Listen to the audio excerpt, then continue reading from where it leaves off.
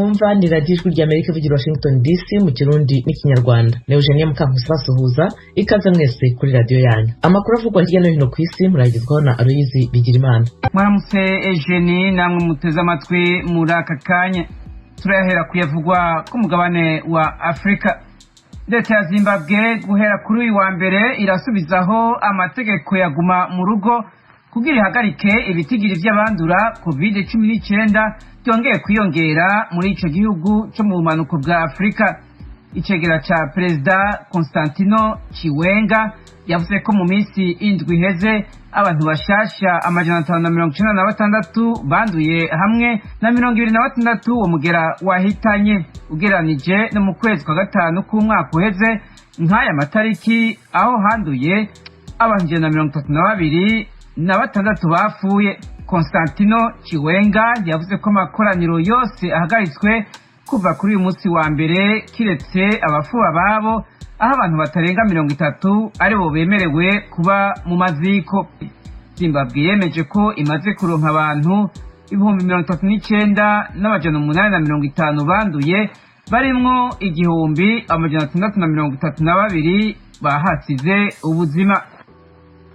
Abasirikare babiri ba Mali barishwe mu mutego batezwe n'abakekwa kuba abajihadiste, abandi 8 bo mu nteko za ONU barakomeretswa n'igisasu giturika cyatezwe mu kuzimu. Ni mu makuru ava mu gisirikare ca Mali hamwe no muri ONU yatangajwe ejo ku munsi w'Imana. Washington, ijwi ry'Amerika. Muyavuga mu makungu muri Israeli, Naftali Bennett niwe yatowe kuba umushikiranganji wa mbere wa Israeli, asubiriye Benjamin Netanyahu yaramaze imyaka 12 arongoye iyo leta y'abayahudi. Ni mu matora mu nama nshingamateka yabaye ejo ku munsi w'Imana. Naftali Bennett agiye kuba umushikiranganji wa mbere mu kiringo c'imyaka 2 aho azosabikanya ubutegetsi n'indi migambwe ya politike 8 yagiye hamwe kugira irangize intwaro ya Netanyahu. Ku mugabane wa Buraya, Perezida wa Leta Zunze za Amerika Joe Biden yatangaje ko inama y'ibihugu bihurikiye mu muryango G7 yabayemwo ugukorera hamwe gutangaje kandi kwatanze umwimbu mwiza. Yavuze ko ibyo bihugu bitunze kuruta ibindi ku isi byateye intambuko mu rugamba rwo kurwanya umugera wa COVID-19, ugusubira kunagura ubutunzi bw'isi no kudoma urutoki ku gihugu cy'Ubushinwa ku nyifato yaco itabereye. Abo bategetsi batangaje ko bazofashisha isi incanco zingana umuriyaridi, harimwo ica kabiri cyazo zizotangwa na Leta Zunze za Amerika. Ni mu gihe ishirahamwe mpuzamakungu ryita ku magara y'abantu OMS yavuze ko incanco zikenewe ari miliyaridi 11. Perezida Biden ejo ku muhingamo niho yashika i Buruseli mu Bubiligi kwitabira inama ihuza ibihugu byo mu burengero bw'isi byishinze kurwaniriza umwansi hamwe OTAN, hamwe n'inama izomuhuza n'abakuru b'ibihugu vya Buraya. Ni imbere y'umubonano uhanzwe amaso na benshi uzomuhuza na Perezida w'Uburusiya Vladimir Putin ku munsi wa gatatu i Geneve mu gihugu c'Ubusuwise.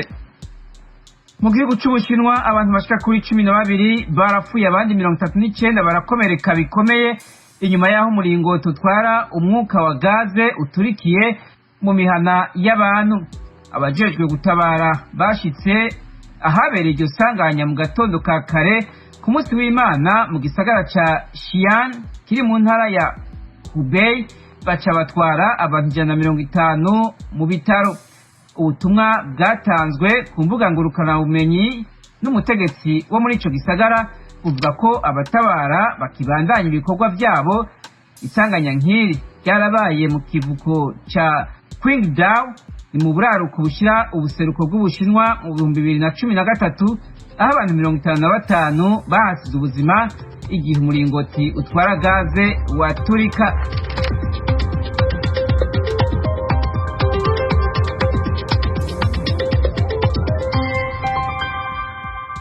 Aloyizi Bigirimana, urakoze kuri aya makuru. Nshuti z'ijwi ry'Amerika, mu kanya turakomereza mu karere k'ibiyaga bigari bya Afurika.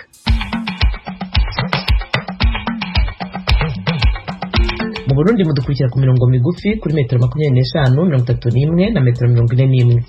Mu Rwanda mutwumvira kuri FM 88 n'ibice 3 ya radio Inshuti ya Bose no kuri FM 104 n'ibice 3. Ubwiyongere bwa COVID-19 bwatumye leta y'u Rwanda yongera gukaza ingamba zo kwirinda iki cyorezo zari zarorohejwe. Usuzumye muri Burera, ugasuzuma Musanze, ugasuzuma Gicumbi, ugasuzuma Kagitumba, urabonamo abantu bafite ubwandu. Abataha mu ndege, abagenzi basanzwe baza mu ndege, urabibona indege iva Uganda igiye izinaha. Uwo ni muganga Daniel Ngamije, Minisitiri w'Ubuzima mu Rwanda. Mu Rwanda kandi ikipe AS Kigali niyo iri ku isonga mu makipe arimo guhatanira igikombe cya shampiyona y'umupira w'amaguru mu cyiciro cya mbere. Naho amakipe ya Messager Ngozi, Flambeau du Centre, Aigle Noir na Musongati niyo azakina igice cya kabiri gishyira icyanyuma mu gikombe cyitiriwe uwahoze ari perezida w'u Burundi Petero Nkurunziza. Izo nkuru hamwe n'izindi twabateguriye ni mu kanya ku buryo burambuye, ntimujye kure ya radio yanyu.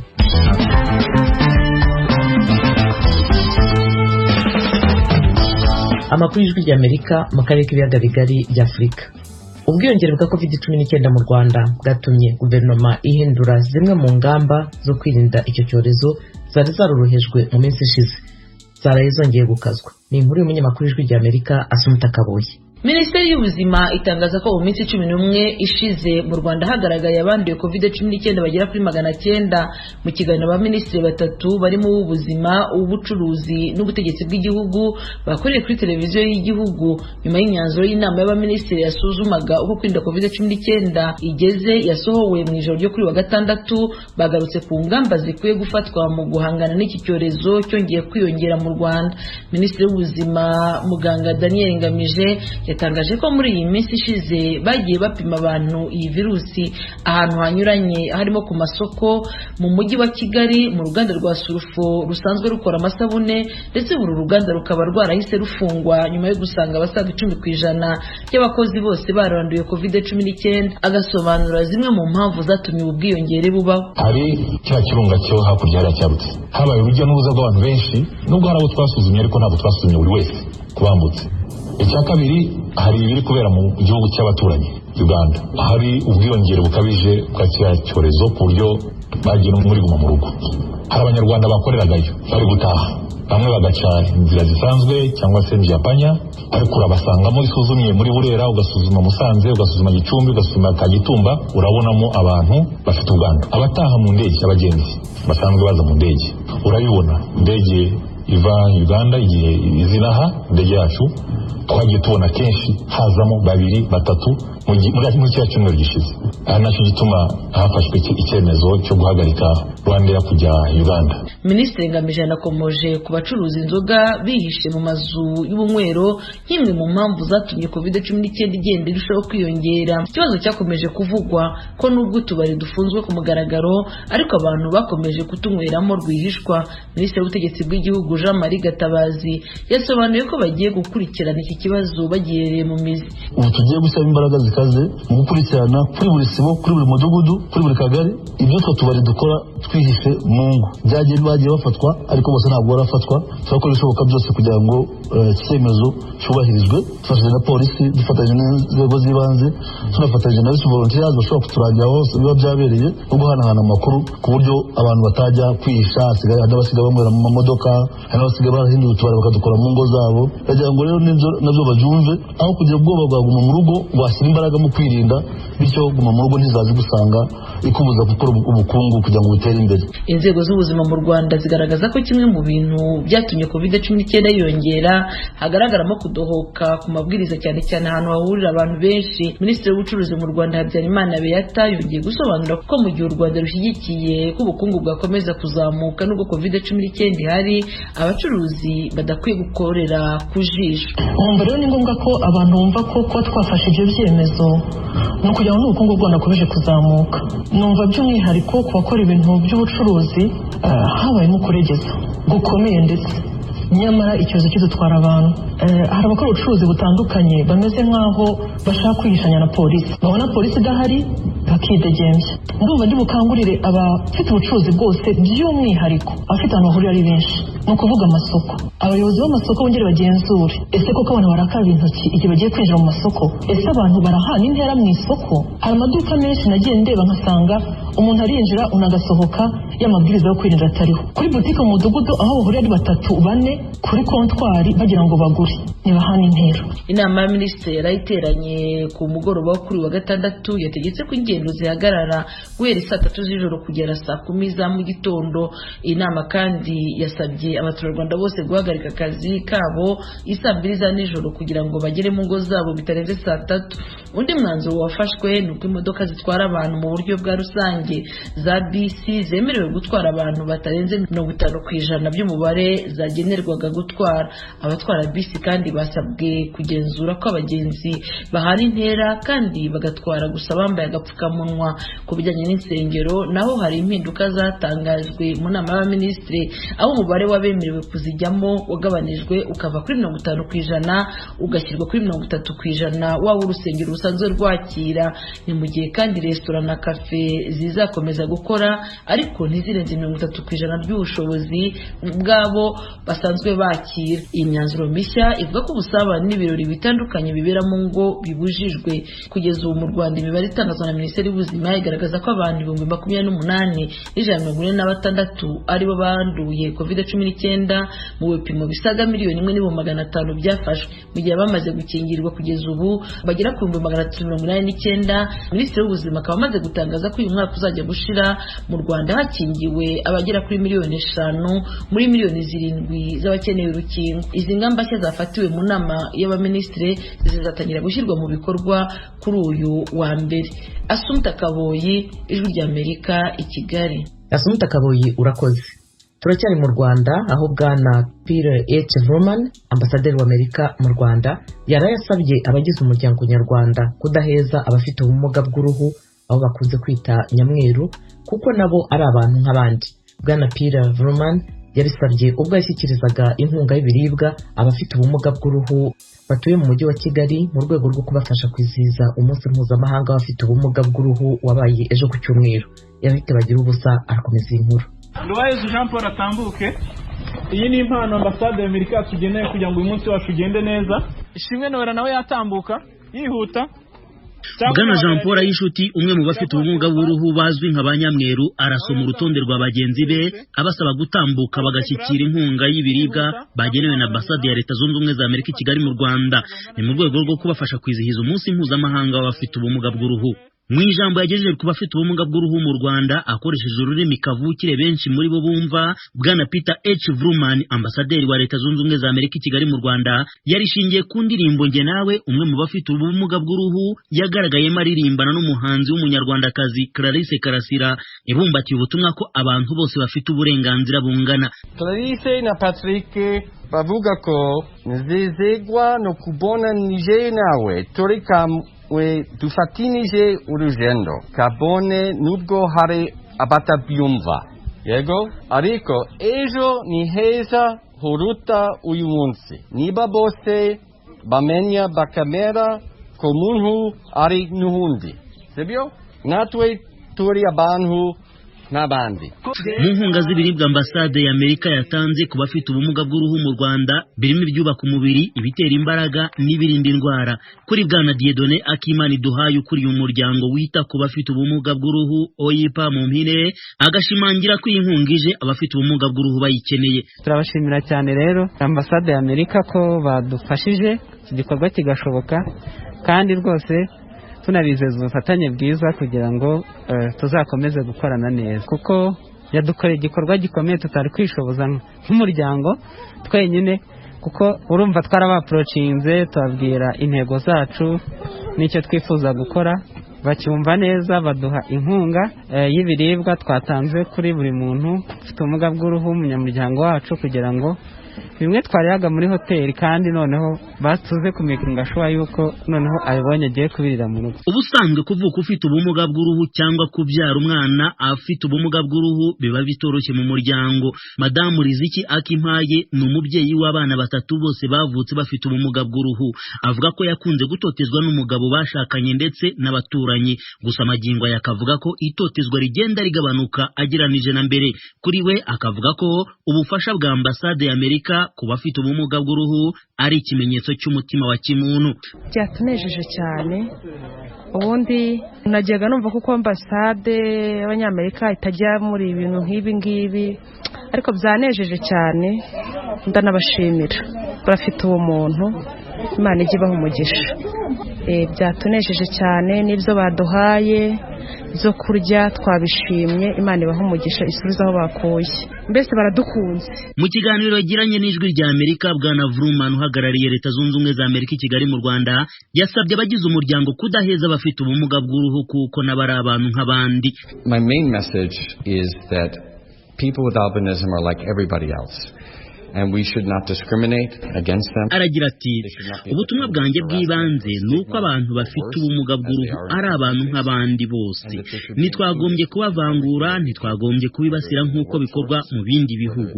Bagombye gushyirwa muri gahunda zose mu byo dukora, haba mu kazi, mu burezi no mu buvuzi. Ndashima Leta y'u Rwanda kuba yarabashije gukora ibishoboka abafite ubumuga bw'uruhu bakabona amavuta barinda imirasire y'izuba. Ibiribwa byatanzwe na ambasade y'Amerika bigenewe imiryango 150, irimo imiryango 65 mu mujyi wa Kigali, imiryango 45 mu karere ka Musanze n'imiryango 20 Rutsiro. Kuva mu mwaka wa 2013 nibwo umuryango w'abibumbye wemeje ko tariki ya 13 z'ukwezi kwa gatandatu ari umunsi ngarukamwaka mu kuzirikana imibereho y'abafite ubumuga bw'uruhu.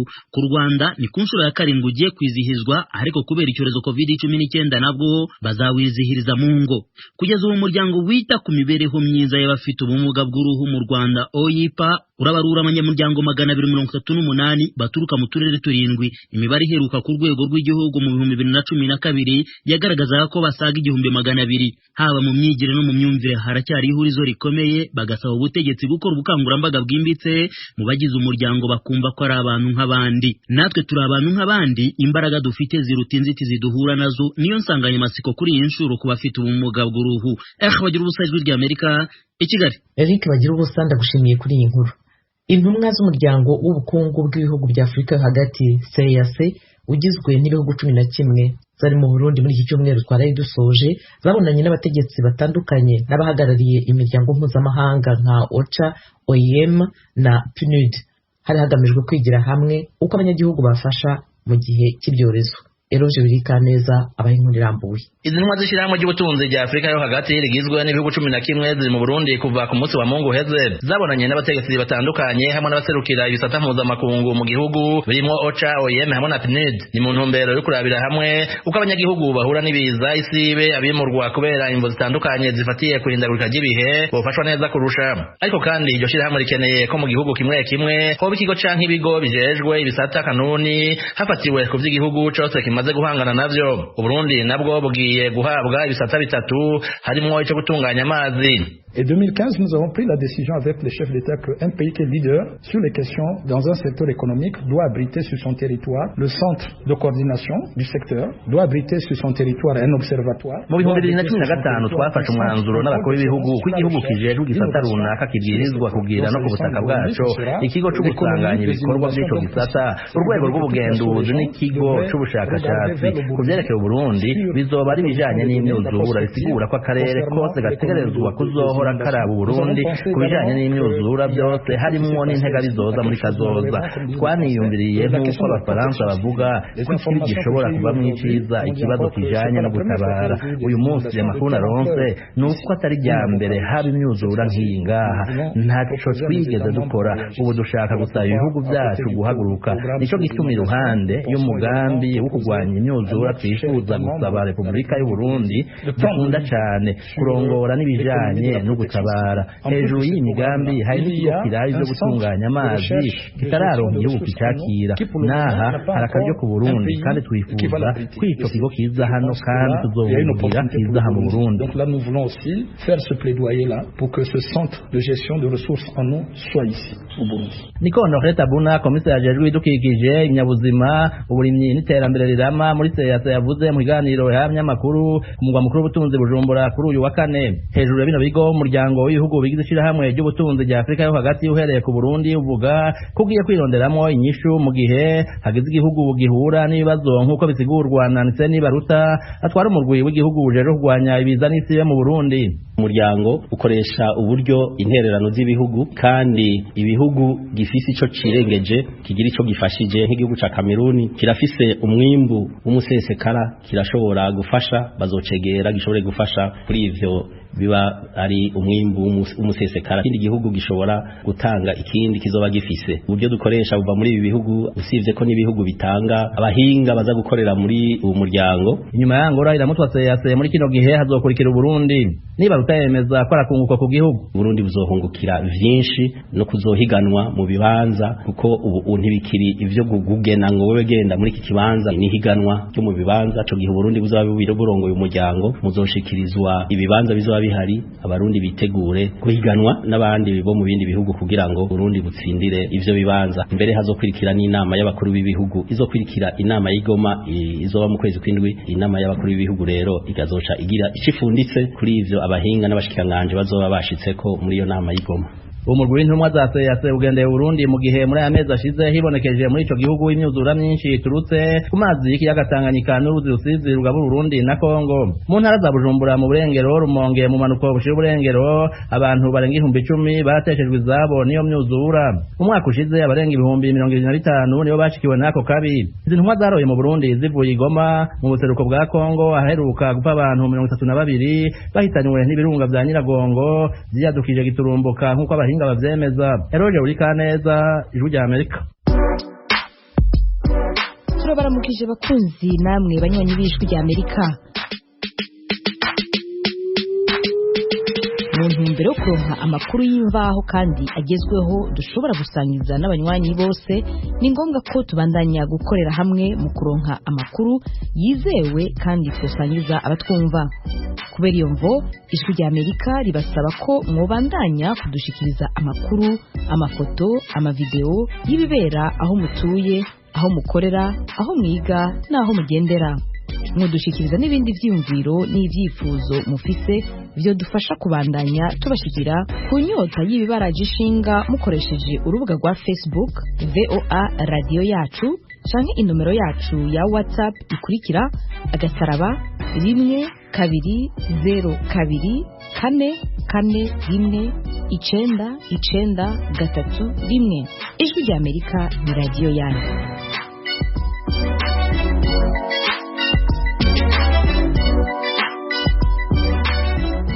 Ni kuri radiyo ijwi rya Amerika i Washington DC mu Kirundi no mu Kinyarwanda. Noneho amakuru ya siporo n'imikino. Duhereye mu Burundi, amakipe Messager Ngozi, Flambeau du Centre, Aigle Noir na Musongati niyo azakina igice cya kabiri gishyiri cya nyuma mu gikombe cyitiriwe uwahoze atwara Burundi Petero Nkurunziza. Umukino wa nyuma uzaba tariki 26 z'uku kwezi kwa gatandatu. Desire Hatungimana abaha inkuru irambuye. Kuri no w'Imana niho inkino zo gusubiriza muri ico gikombe citiriwe Petero Nkurunziza zaba. Umugwi wa Flambeau du Centre wari wanganije na Vitaro mu rukino rwa mbere Bujumbura watsinze Vitaro worohewe cyane ku bitsindo 3-0 vyose hamwe bica biba 6-3 mu rukino rukaba rwaranezereje cyane Omar Ntakagera amenyereza Flambeau du Centre yo mu ntara ya Gitega ku ntambwe abakenyi biwe bagezeko. Mu cyambere turashimira Imana yari yashoboye kudushoboza ko tuyitsinde. Bibaze y'ukuri uko twakinye umupira tumeze neza, urabona ko umupira twatembeje ngo twamadukina mu maziraba nyinshi natari dufite determination gose kubarusha no munsi. Ku mwanya ugenda umva nabo baca bashaka kugurura ko batabaza kwatsinda kimwe baciye bugurura ko bashaka kugombora amacha turonyene dukina neza. Omar Ntakagero za Flambeau du Centre yanamenyesheje ko atarukino na rumwe bakengera intego yabo kwamara kurondera ibikombe. Tugiye gutegura nko twamaze gutegura match yose dukinya ari champion ari coupe kuko match yose ukinye ugenda ufite determination kuvuga turabe ko utsinda Imana ikagufasha. tugiye kwitegura nko dutegura izindi zose. Izo nkino rero zabaye imigwi yemerewe gukinisha abakinyi bashasha yaguze byarabangamiye cyane umugwi wa Vitaro umaze gutakaza abakinyi benshi tutibagiye n'umumenyereza wabo Olivier Niyunge ko agiye kuzomenyereza umugwi wa Bumamuru mu higanwa ryimirije ry'umwaka wa 2021 ushira umwaka wa 2022. Ale Bangama yari cegera ciwe niwe yasigaranye uwo mugwi wa Vitaro vyimfata kibanza yipfuriza Flambeau du Centre yabatsinze kuzotwara igikombe bobubu igisigaye no gutegura umugwi uzobe mwiza gusumba uno mwaka nkuko yabishikirije. Urabona abakinyi benshi bavuye muri Vitaro ubu two turagira ama nouveau recrutement kugira ngo championnat ya 2022 tubone ko natwe turashobora kuduga. Mu zindi nkino zabaye Musongati uwundi mugwi wo mu ntara ya Gitega watsinze Kayanza United igitsindo kimwe ku busa bica biba byose hamwe 2-1 kuko mu rukino rwa mbere iyo migwi yari yanganije igitsindo kimwe ku kindi. Message Ngozi nayo ku kibuga cayo Ibuye muri commune ya Mwumba uwo mugwi waronse intsinzi yoroshe ibitsindo 3 ku busa. Ibitsindo byose hamwe bikaba byabaye 4-1 kuko mu rukino rwa mbere Imuyinga iyo migwi yari yanganije igitsindo kimwe ku kindi. Mu rukino rugira kane Aigle Noir y'Imakamba yanganije na Rukinzo y'igipolisi igitsindo kimwe ku kindi. Uwo mugwi w'Imakamba ukaba ari uzobandanya mu gice cya kabiri gishiri ca nyuma kuko wari watsinze mu rukino rwa mbere igitsindo kimwe ku busa. Mu gice cya kabiri gishiri ca nyuma kizobigenekezo rya 20 mu nkino za mbere n'igenekezo rya 23 mu nkino zo gusubiriza. Message Ngozi zotana mu mitwe na Musongati nayo Aigle Noir ikine na Flambeau du Centre. Tubamenyeshe ko iryo higanwa ryitiriwe Petero Nkurunziza ari ubwa mbere ritunganijwe ryahuje imigwi 8 ya mbere kuri 16 igize higanwa ry'umupira w'amaguru mu Burundi. Desire Atungimana, Kigali, Ijwi rya Amerika. Urakoze Desire Atungimana. Mu Rwanda ikipe ya AS Kigali niyo iri ku isonga mu makipe arimo guhatanira igikombe cya shampiyona y'umupira w'amaguru mu cyiciro cya mbere mu Rwanda. Inkuru ya Jean Claude Munyandinda. Kuri iki cyumweru shampiyona y'icyiciro cya mbere mu mupira w'amaguru mu Rwanda yari yakomeje. Imikino yari igeze ku munsi wa 4 ku makipe 8 arimo guhatanira igikombe cya shampiyona no ku yandi makipe 8 ari mu rugamba rwo kwirinda kumanuka mu cyiciro cya kabiri. Kuri stade Umuganda i Rubavu ikipe ya Marine FC yanganyije na Rayon Sport igitego kimwe kuri kimwe. Uyu mukino wari watangiye saa 6 ku manywa y'ihangu. Mu wundi mukino wabereye kuri icyo kibuga cya stade Umuganda guhera saa 9 n'igice Rutsiro FC yanganyije na Bugesera FC busa ku busa. Kuri